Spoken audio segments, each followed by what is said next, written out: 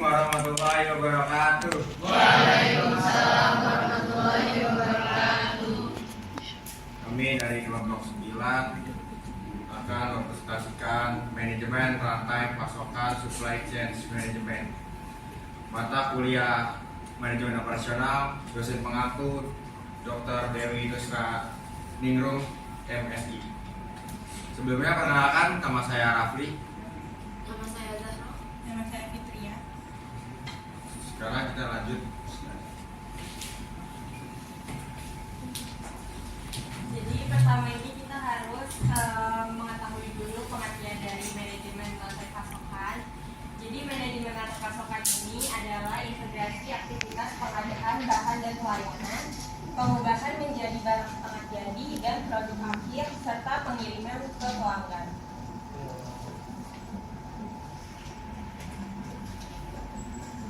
Nah, tujuan dari mengelola rantai pasok ini untuk memaksimalkan nilai dan meminimalkan pemborosan. Berarti kita itu merencanakan, mengorganisasikan, mengarahkan, dan juga mengontrol arus barang dari pemasok ke konsumen. Kegiatan manajemen ini dimulai dari mengelola bahan baku, operasi internal, dan juga distribusi barang jadi. Nah, di sini itu ada gambaran sederhana dari supply chain management atau manajemen rantai pasok. Contohnya di sini ada mie instan. Saat ini kan kita kalau mau dapetin mie instan kan mudah gitu ya, gampang. Tapi untuk sampai di tahap kita bisa beli, terus kita bisa konsumsi, itu juga melalui proses yang sangat panjang dan juga kompleks. Nah, untuk bisa memproduksi mie instan itu dibutuhin yang namanya pemasok. Pemasok bahan baku, pemasok bahan pendukung, dan juga pemasok bahan penolong untuk mewujudkan suatu produk mie instan. Di sini ada pabrik terigu, jadi sebagai bahan utama dari produk mie instan. Kemudian ada pabrik plastik untuk packagingnya. Nah, terus juga pabrik mie instan ini belum tentu dia itu memproduksi sambal, kecap, sama minyaknya itu sendiri. Jadi butuh yang namanya pabrik, terus juga pemasok untuk memproduksi kecap, sambal, sama minyak. Nah, kemudian nanti pabrik-pabrik ini itu memasok ke pabrik mie instan. Di pabrik mie instan ini dilakukanlah produksi mie instan, mulai dari perencanaannya sampai dengan dilakukannya produksi sampai dengan barangnya itu jadi. Kemudian kalau barang itu jadi, disebarluaskanlah, didistribusikan kepada distributor. Nah, nanti distributor ini mengirimkan ke supermarket, ke minimarket, ke toko, ke warung, atau ke koperasi. Sampai akhirnya kita itu bisa menerima mie instan itu sebagai customer atau konsumen. Nah, selanjutnya agar kita lebih paham tentang supply chain management, kita bahas lebih rinci lagi. Yang pertama dibahas ini ada customer. Kenapa yang kita bahas pertama itu customer? Karena sebenarnya tujuan utama dari supply chain management itu adalah bagaimana kita itu bisa memenuhi kebutuhan dari konsumen itu.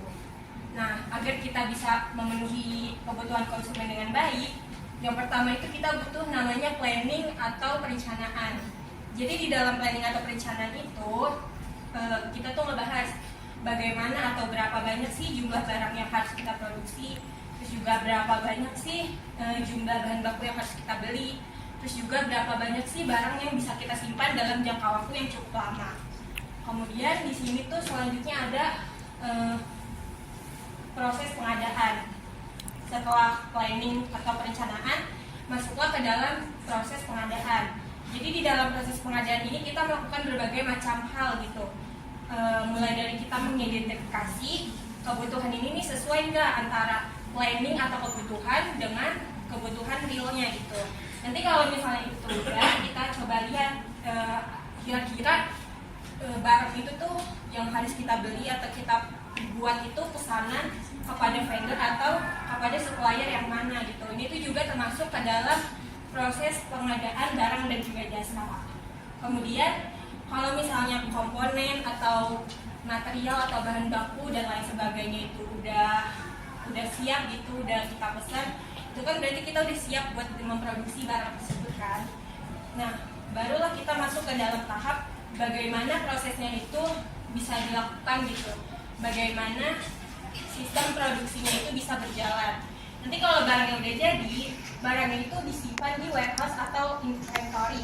Jadi barang jadi ini ditaruh di warehouse atau gudang gitu. Tapi di warehouse ini gak cuma barang jadi yang ditaruh, dia naruh juga material, bahan baku atau komponen-komponen lainnya disimpan di sini juga dan dikelola di sini juga. Kemudian kan barang-barang itu kan harus didistribusikan atau disalurkan gitu kan, disebarluaskan. Nah itu kita butuh yang namanya perencanaan tentang transportasi. Nanti kita tuh mikirin apa sih transportasi yang bakalan kita gunain buat mendistribusikan atau menyalurkan barang-barang tersebut sampai pada akhirnya kita bisa menerima barang tersebut dengan baik sebagai customer atau sebagai konsumen.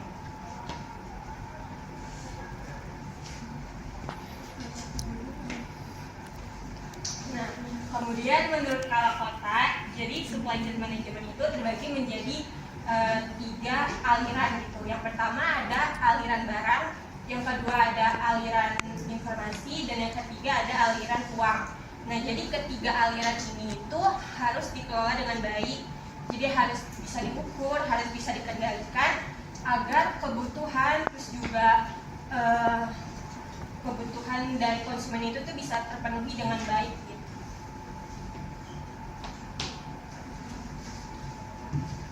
Selanjutnya ini ada mengelola rantai pasokan dapat dikatakan sukses jika yang pertama itu adanya kesepakatan atas tujuan bersama, yang kedua adanya kepercayaan, pemasok harus diperlakukan sebagai perpanjangan tangan dari perusahaan, yang ketiga budaya organisasi yang sesuai, adanya hubungan positif di antara organisasi, pembeli dan pemasok baik formal maupun informal dengan tujuan memuaskan pelanggannya dengan mengambil keuntungan.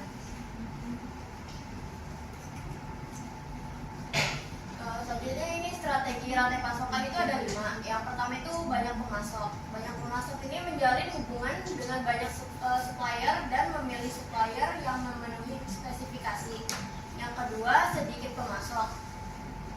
Perusahaan hubungan jangka panjang dengan pemasok yang setia dan menjaga komitmen dalam memberikan produk. Yang ketiga itu integrasi vertikal, integrasi maju dan integrasi mundur. Yang keempat jaringan kairetsu, supplier bagian koalisi perusahaan melalui kepemilikan perusahaan pemasok maupun memberi pinjaman perusahaan pemasok.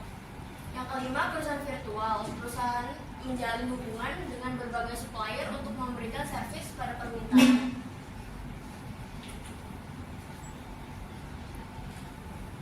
Di sini ada etika manajemen rantai pasokan. Yang pertama itu etika personal.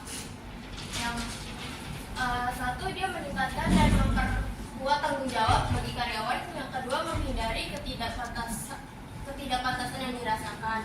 Kemudian ada etika di dalam rantai pasokan. Yang pertama itu perusahaan harus membangun standar untuk pemasoknya karena banyaknya sumber daya yang dibeli oleh perusahaan. Berikutnya perilaku etis terhadap lingkungan. Etika yang baik dengan cara mendukung konservasi dan peremajaan sumber daya.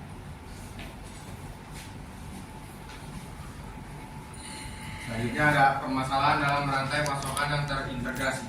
Terdapat permasalahan yang membuat pengembangan rantai pasokan yang efisien terintegrasi menjadi rumit. Yaitu yang pertama ada optimis lokal. Optimis lokal ya, para anggota rantai harus memusatkan perhatian pada memaksimalkan keuntungan lokal atau meminimalkan biaya langsung. Yang kedua ada insentif penjualan, potongan harga, kualitas, kuota dan promosi. Hal ini dilakukan pada penjualan yang belum terjadi. Yang ketiga ada lot besar. Dengan lot besar dan menurunkan biaya pengiriman dan produksi per unit, tetapi gagal menunjukkan penjualan nyata dan meningkatkan biaya perizinan. Selanjutnya ada tantangan SCM. Yang pertama ada persaingan di tingkat global. Untuk bersaing di tingkat global memerlukan kerjasama yang kuat antar satu komponen dengan yang lainnya, agar proses pendistribusian barang bisa berjalan dengan lancar dan memberikan nilai tambah kepada pelanggan. Yang kedua ada infrastruktur dan birokrasi yang rumit. Infrastruktur berupa kendaraan, gedung, peralatan atau mesin. Diperlukan syarat pendirian perusahaan, diantaranya surat pendirian perusahaan, akta notaris. Hal ini tentunya bisa menghambat proses pendistribusian barang karena barang yang didistribusikan haruslah di bawah wewenang suatu badan usaha. Yang ketiga ada kendala komunikasi antar organisasi. Apabila komunikasi yang terjalin antar bidang usaha bermasalah, maka proses pendistribusiannya juga akan mengalami bermasalah. Bisa berakibat pada citra produk atau perusahaan. Selanjutnya ada manfaat SCM. Yang pertama, memanfaatkan aset semaksimal mungkin. Pengelolaan supply chain yang tepat bisa berpengaruh pada pemanfaatan aset yang maksimal. Yang kedua, ada meningkatkan tingkat kepuasan pelanggan. Apabila aset sudah maksimal, tentunya akan berpengaruh pada proses distribusi barang. Distribusi barang bisa menjadi lebih cepat dan barang bisa cepat sampai ke tangan pelanggan. Yang ketiga, adalah mengembangkan perusahaan yang menjadi lebih besar. Keuntungan yang didapat setelah memaksimalkan aset bisa digunakan untuk mengembangkan perusahaan agar menjadi lebih besar. Dan yang terakhir, ada menurunkan biaya operasi. Apabila semua aset sudah maksimal, tentu biaya operasi yang diperlukan bisa diturunkan, sehingga perusahaan bisa menjadi lebih efisien dalam hal operasi. Sekian dari kelompok kami. Apa ada yang ingin bertanya?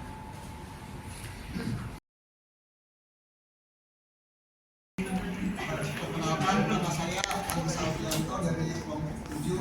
Saya ingin bertanya, apa tantangan utama yang dihadapi perusahaan dalam mengelola rantai pasok mereka, terutama dalam konteks globalisasi? Perkenalkan, nama saya Nurul Aini dari kelompok 10. Saya ingin bertanya kepada kelompok 9, dampak apa sih yang paling signifikan yang bisa terjadi apabila kurang koordinasi dalam rantai pemasakan? Perkenalkan, saya ini dari kelompok 5. Jadi kan sudah dijelaskan tentang strategi rantai pasokan itu ada 5 ya. Nah, salah satunya itu jaringan KRSU. Boleh minta jelaskan lebih rinci tentang jaringan KRSU ini dan berikan contoh konkret yang lumayan.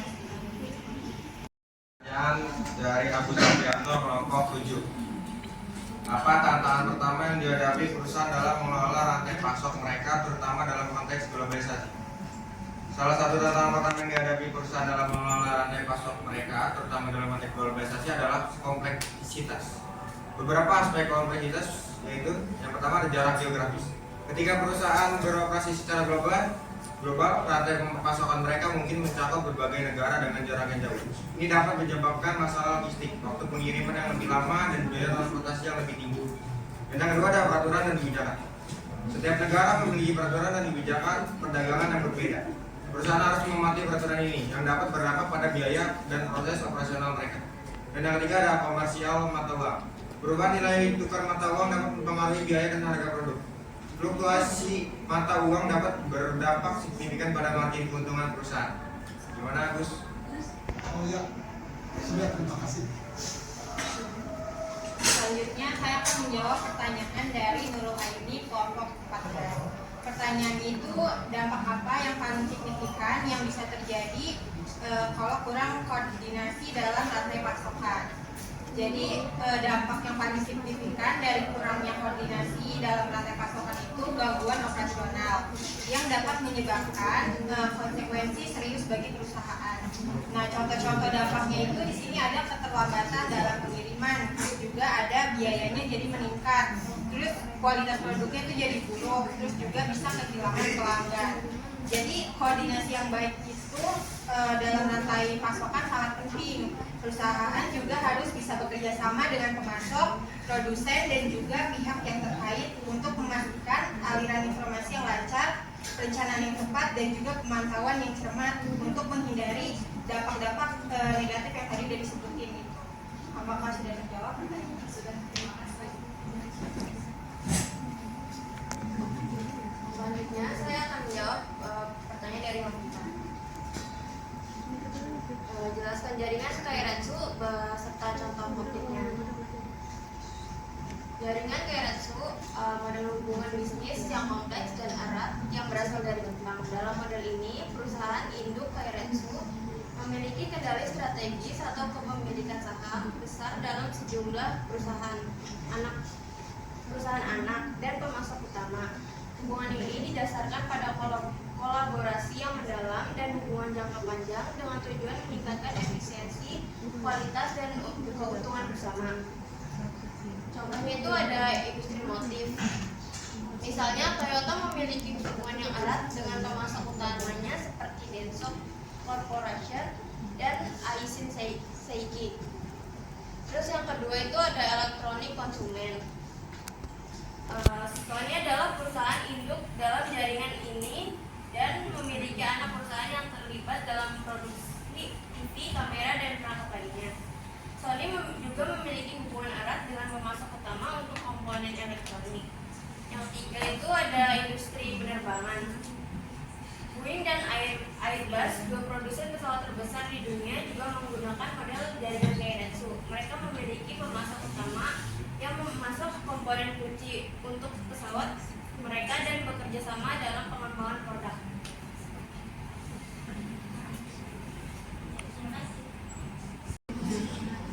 Perkenalkan, nama saya Syakira Alia Rosa dari perwakilan kelompok 5. Saya ingin bertanya, apa standar keberhasilan rantai pasok dan faktor apa yang Anda pertimbangkan dalam penilaian tersebut? Perkenalkan, nama saya Rutiaji dari kelompok 6. Pertanyaannya, jelaskan menurut pendapat Anda mengapa rantai pemasok menjadi strategi. Oh ya, maaf ya. Jelaskan menurut pendapat Anda mengapa rantai pemasok menjadi strategi yang penting untuk meningkatkan daya saing perusahaan. Perkenalkan, nama saya Indrania, perwakilan dari kelompok 10. Menurut kalian, peran apa peran teknologi informasi dalam meningkatkan efisiensi manajemen rantai pasokan?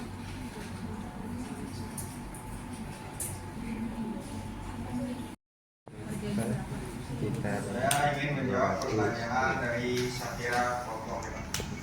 Apa standar keberhasilan rantai pasok dan faktor apa yang dipertimbangkan dalam penilaian? Standar keberhasilan rantai pasok ada beberapa faktor yang sering dipertimbangkan dalam penilaian. Yang pertama ada efisiensi biaya. Yang kedua ada pengiriman tepat waktu. Kemampuan rantai pasok untuk mengirimkan produk atau layanan tepat waktu kepada pelanggan adalah faktor penting dalam penilaian. Yang ketiga ada kualitas produk. Kualitas produk bahan baku mencakup pengendalian yang bagus produknya. Yang keempat ada fleksibilitas dan responsif. Kemampuan rantai pasok untuk merespon perubahan dalam permintaan pasar atau perubahan kondisi eksternal juga sangat penting. Yang kelima ada pengelolaan persediaan.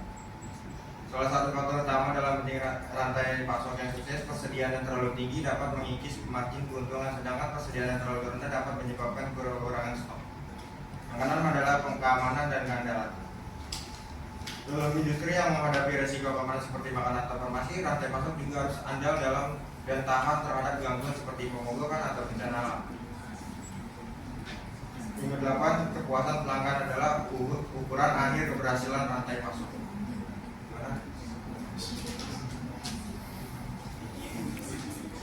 Selanjutnya saya akan menjawab pertanyaan dari Rido, kelompok 6. Mengapa rantai pemasok menjadi strategi yang penting untuk meningkatkan daya saing perusahaan? Yang pertama itu ada efisiensi biaya. Rantai pemasok yang efisiensi dapat membantu perusahaan mengurangi biaya produksi, penyimpanan, dan distribusi. Yang kedua, pengurangan waktu. Dengan rantai pemasok yang baik, perusahaan dapat memangkas waktu yang diperlukan untuk memproduksi dan mengirimkan produk ke pasar. Yang ketiga, kualitas produk. Kolaborasi yang baik dengan pemasok dapat membantu dalam pengendalian kualitas dan bahan baku dan komponen, sehingga menghasilkan produk akhir yang lebih berkualitas tinggi. Yang keempat itu ada inovasi. Hubungan yang kuat dengan pemasok dapat memungkinkan perusahaan untuk berinovasi bersama dalam pengembangan produk baru atau perbaikan proses. Yang kelima ada fleksibilitas. Rantai pemasok yang efisien dapat membantu perusahaan menyesuaikan produk dengan fluktuasi permintaan pasar. Yang keenam itu ada akses ke sumber daya global. Dengan rantai pemasok yang baik, perusahaan dapat mengakses sumber daya global seperti bahan baku atau tenaga kerja yang spesialis.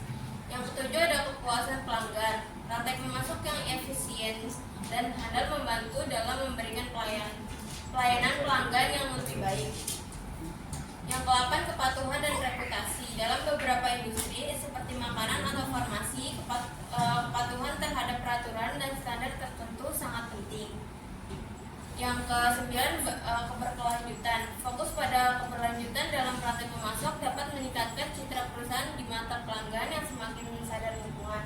Dan yang terakhir ini ada risiko manajemen.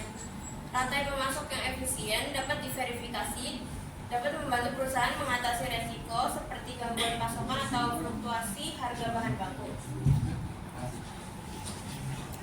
Jadi selanjutnya mau menjawab pertanyaan dari Intan di kelompok 10. Pertanyaannya itu, apa peran teknologi dalam meningkatkan efisiensi manajemen rantai pasok? Jadi teknologi ini memainkan peran kunci dalam meningkatkan efisiensi manajemen rantai pasok.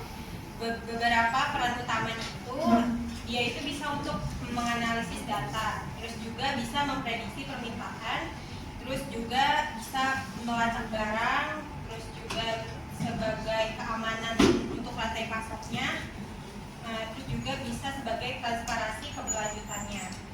Jadi dengan mengintegrasi teknologi dalam pasokan manajemen ini, itu dapat meningkatkan efisiensi rantai pasokan secara signifikan. Jadi nggak hanya cuma untuk menghemat energi atau biaya, tapi juga bisa membantu dalam respon dengan cepat terhadap perubahan pasar untuk bisa mencapai keunggulan daya saing yang lebih besar. Jadi apakah tidak terjawab?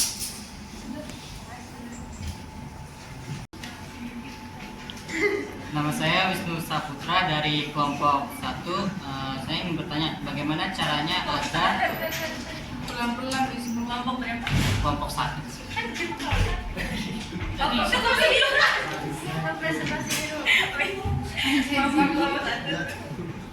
bagaimana caranya agar SCM perusahaan bisa unggul dan menang dari pesaingnya?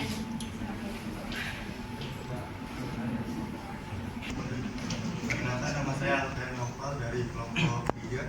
Ingin bertanya, apa strategi yang digunakan satu perusahaan untuk meminimalisir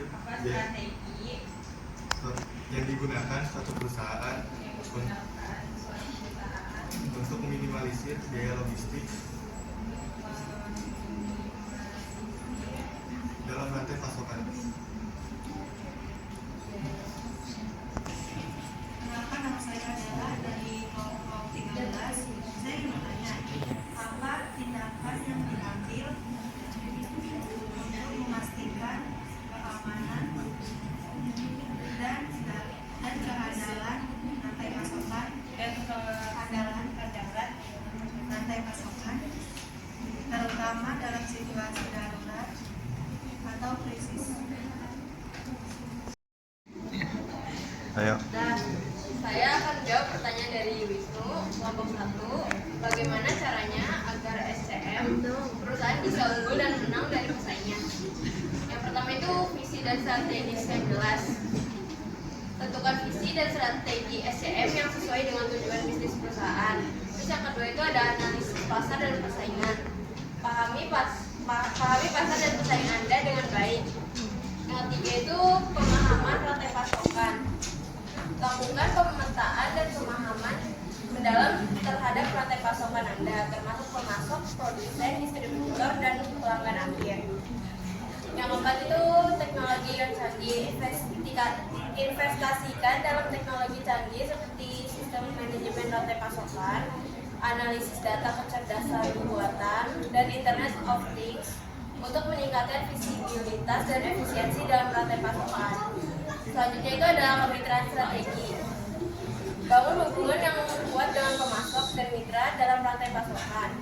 Ini termasuk berbagi informasi, merencanakan bersama, dan berkolaborasi dalam pengembangan produk dan inovasi.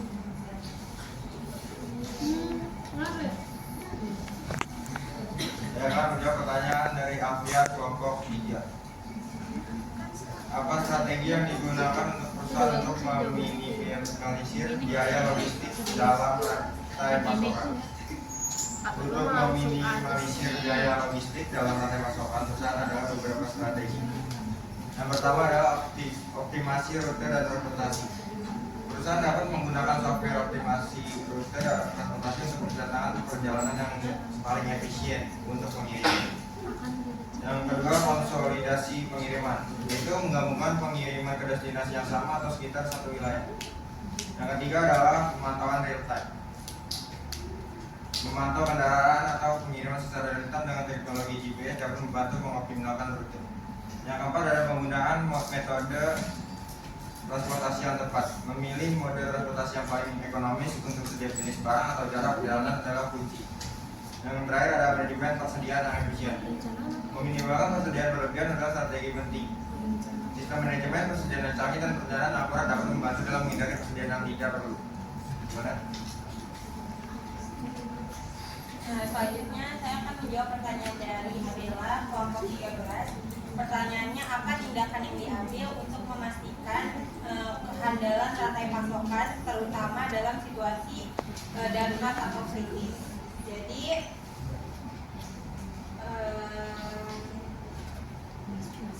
untuk memastikan dan meningkatkan kehandalan rantai pasokan, terutama dalam situasi darurat atau kritis, itu butuh beberapa tindakan. Salah satunya itu bisa pemetaan rantai pasokan, terus juga bisa disertifikasi pemasok, terus juga bisa kita persediaan cadangan, terus juga bisa mengembangkan rantai pasokan dengan fleksibel, terus juga kemitraannya itu harus kuat, terus juga audit dan evaluasinya itu harus berkala. Jadi dengan mengambil tindakan-tindakan yang tadi sudah disebutin, itu bisa meminimalkan resiko dan meningkatkan kehandalan rantai pasokan dalam situasi darurat atau dalam situasi yang kritis yang mungkin bakalan terjadi gitu. Nah, itu juga bisa membantu perusahaan tetap beroperasi dan menjaga kepuasan pelanggan bahkan dalam kondisi yang sulit. Apakah sudah terjawab? Nama saya Muhammad Ilham dari kelompok 12 ingin bertanya, jika salah satu kegiatan dalam supply chain management dihilangkan, apakah masih bisa berjalan dengan lancar?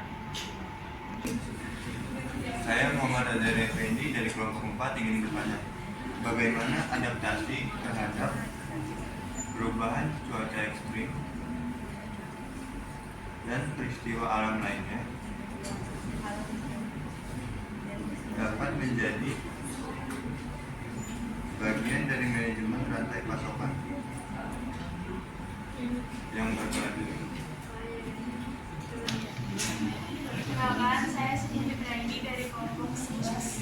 Saya ingin bertanya, pertimbangan apa saja yang menyebabkan rantai pasok produk pertanian berbeda dengan produk manufaktur? Pertimbangan. Perkenalkan, nama saya Ajra Kamila dari kelompok 8. Ajra.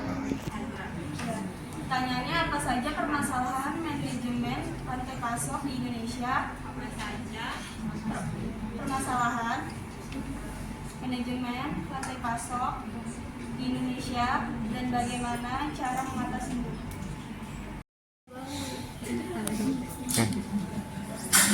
Saya akan menjawab pertanyaan dari Ilham kelompok 12. Jika salah satu kegiatan dalam SCM dihilangkan, apakah masih bisa berjalan dengan lancar? Keberlancaran suatu rantai pasokan supply chain sangat bergantung pada kegiatan dan proses yang berjalan dalam rantai tersebut. Apa yang dapat dihilangkan dan apakah rantai pasokan masih berjalan dengan lancar tergantung pada kompleksitas rantai pasokan dan jenis industri. Namun beberapa kegiatan dalam SCM ada beberapa kunci yang biasanya tidak dapat dihilangkan. Yang pertama adalah pemesanan bahan baku, yang kedua ada manajemen persediaan, yang ketiga ada pengiriman dan distribusi, yang keempat ada manajemen kualitas, yang kelima pemantauan dan pengendalian biaya, yang keenam perencanaan permintaan, yang ketujuh manajemen hubungan pemasok, yang kedelapan manajemen rantai pasokan yang cerdas. Selanjutnya saya akan menjawab pertanyaan dari Siva. Pertimbangan apa saja yang menyebabkan rantai pasok produk pertanian berbeda dengan produk manufaktur? Yang pertama itu ada siklus produk, yang kedua siklus hidup produk, yang ketiga variabilitas keempat, kualitas dan keamanan pangan. Yang kelima, ketergantungan pada faktor alam. Yang keenam, distribusi dan penyimpanan. Ketujuh, kebijakan regulasi. Delapan, kemitraan dalam rantai pasokan. Yang kesembilan, perubahan produk. Yang ke-10, permintaan global. Dengan pertimbangan ini, perusahaan yang terlibat dalam rantai pasok produk pertanian harus memiliki pemahaman yang mendalam tentang karakteristik unik industri ini dan dapat mengelola tantangan yang terkait. Hal ini memerlukan pendekatan manajemen rantai pasok yang berbeda dibandingkan dengan produk manufaktur. Selanjutnya. Saya akan menjawab pertanyaan dari Azra, kelompok 8. Apa saja permasalahan manajemen rantai pasok di Indonesia dan bagaimana mengatasinya? Menghadapi sejumlah permasalahan khusus yang dapat mempengaruhi kelancaran berbisnis, beberapa permasalahan umumnya ditemui dalam manajemen rantai pasok di Indonesia. Yang pertama ada infrastruktur logistik. Masalah infrastruktur logistik seperti jalanan yang rusak, pelabuhan yang padat, dan konektivitas transportasi buruk dapat menghambat pergerakan dalam rantai pasokan. Ini dapat mengakibatkan peningkatan biaya logistik dan penundaan dalam pengiriman. Cara mengatasinya, investasi dalam infrastruktur. Perusahaan dapat berkolaborasi dengan pihak berwenang dan sektor swasta untuk meningkatkan infrastruktur logistik seperti jalan raya, pelabuhan, dan bandara sehingga perjalanan barang menjadi lancar. Lalu yang kedua ada peraturan dan birokrasi. Proses perizinan dan regulasi yang rumit di Indonesia dapat menghambat aliran barang melalui rantai pasokan. Kebijakan perdagangan dan regulasi yang berubah juga dapat menciptakan ketidakpastian. Yang ketiga ada gangguan cuaca. Sebagai negara dengan iklim tropis, Indonesia sering mengalami gangguan cuaca seperti banjir, tanah longsor, dan cuaca buruk ini dapat mengganggu produksi, distribusi, dan pengiriman barang. Yang keempat ada ketergantungan pada pemasok asing. Beberapa industri Indonesia terlalu bergantung pada pemasok asing untuk bahan baku kunci. Dan terakhir ada kualifikasi tenaga kerja. Kesulitan dalam mencari tenaga kerja yang berkualifikasi, terutama dalam logistik dan manajemen rantai pasok, dapat menjadi permasalahan.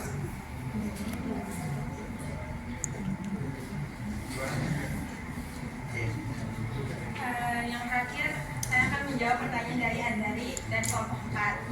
Pertanyaannya itu bagaimana adaptasi terhadap perubahan iklim dan peristiwa alam lainnya dapat terjadi bagian dari manajemen rantai pasok yang berkelanjutan.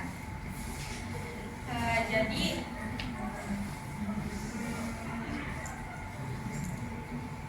adaptasi terhadap perubahan iklim dan peristiwa alam lainnya itu adalah aspek penting dalam menciptakan manajemen rantai pasok yang berkelanjutan. Nah, rantai pasokan yang berkelanjutan ini harus memiliki fleksibilitas dan ketahanan untuk menghadapi berbagai perubahan dan gangguan. Beberapa langkah yang bisa diambil untuk memasukkan adaptasi terhadap perubahan iklim dan peristiwa alam dalam manajemen rantai pasok yang berkelanjutan itu, contohnya kita bisa melakukan perencanaan kontinuitas bisnis. Terus juga kita bisa melakukan pemantauan dan peringatan dini. Terus bisa juga pemulihan pasca bencana.